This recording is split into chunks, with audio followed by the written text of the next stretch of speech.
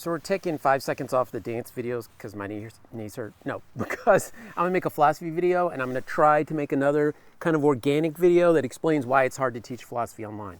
And it is that there's a huge difference between teaching philosophy and teaching the history of philosophy.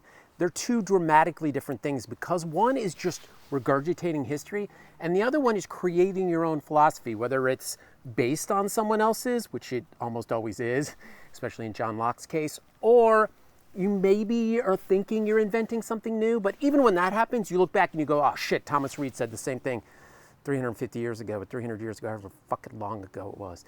So there's a huge difference between going in front of a class saying, I'm a philosophy teacher.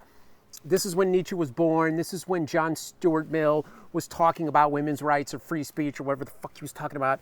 Or this is exactly the time period in which Immanuel Kant was trying to merge rationalism and empiricism. Like, those are historical data points.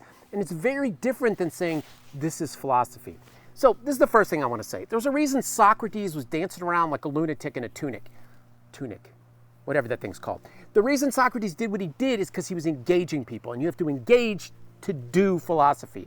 That's the first problem. Second problem is you have to come up with something new. And it doesn't mean brand new. We've talked about how that's actually maybe a contradiction, maybe it's impossible to really resolve sufficiently that something brand new is created from something, but you're putting your own training, connect the dots, philosophy experience into an idea that maybe Nietzsche had also talked about, maybe that Kant had actually discussed, and you're taking that theory and you're making something new, even if you don't add, because adding is the thing that we're talking about being maybe complex, relative, questionable.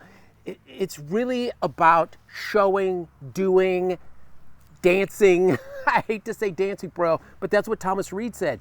He said if people weren't philosophers, they'd all be dancers, something like that. But the point being that to do real philosophy requires movement. It requires creation, and in some sense requires art. So I want you to think about that and say, oh, he didn't do any research for this video. Oh, he didn't prove anything scientifically. Oh, he didn't go into a lab and put my brain inside of a little test tube and prove that I have a soul. I don't know, bro.